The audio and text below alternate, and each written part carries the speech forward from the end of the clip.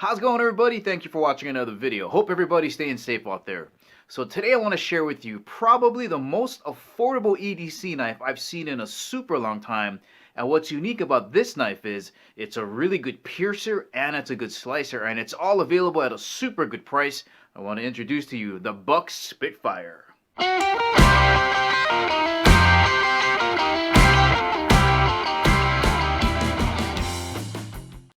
Guys, if at the ending of the video you want to purchase the Buck Spitfire, don't forget to check the links in the description below. Alright, let's have a closer look at the Buck Spitfire. This is a very thin, very lightweight knife, perfect for EDC. Let's start off with a weight comparison. Now remember, for me, I like to keep my EDC knives right around the weight of a deck of cards. So the Spitfire is coming in at 3.2 ounces and the deck of cards coming in at 3.4. Well within those weight limitations. And I try to keep my EDC knives no longer than the length of a Sharpie pen.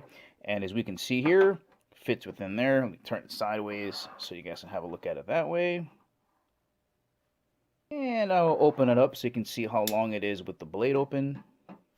Okay. And I'll turn that sideways as well.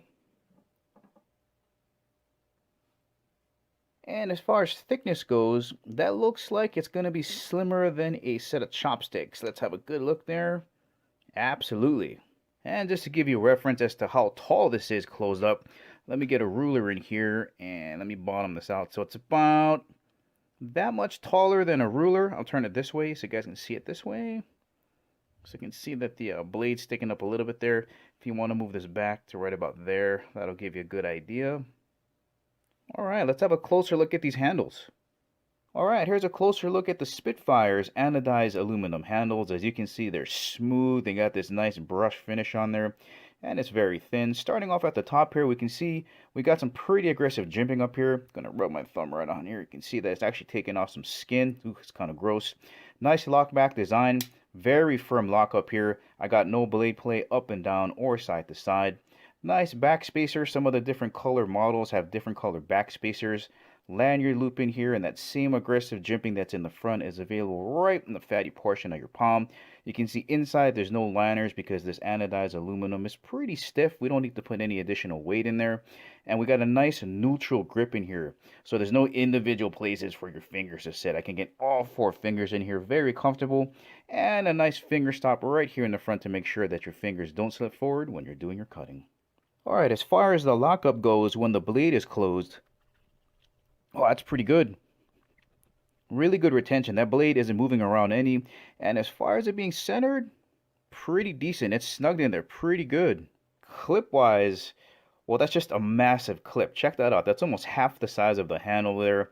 And when you get into your pocket, it's going to sit just like that. So it's not too deep carry. It is available to carry in all different positions because there's holes all over the place on this thing. But it is right now tip-up carry. Alright, let's have a look at the blade now. Starting off with the finger hole here, makes it very easy to open this up with one hand. You got a nice drop point blade design with good jimping here on the finger ramp to give you traction for when you're cutting. And in the front end here, you have a nice wedge, so if you have to pierce something, it's a very good piercer. And combined with this crazy recurve edge design down here, you have a blade design that's very good for piercing and slicing. And if you look back here, there is a tiny little finger choil here. So if you want to sneak past this finger guard here and do a little bit more detailed work, they do give you a small finger choil. Check out the hollow grind on here. That's just going to add to your slicing capacity. Now all of this is sitting on a 420 HC steel that is Boss treated. So this edge is going to last longer than most 420 HC steels out there. Alright, let's test out this edge on some paper here. Woo. Chow time. Any direction you want to go. Alright, so that's a pretty sharp edge. Let's get some cardboard in here. No problem. Ooh. It's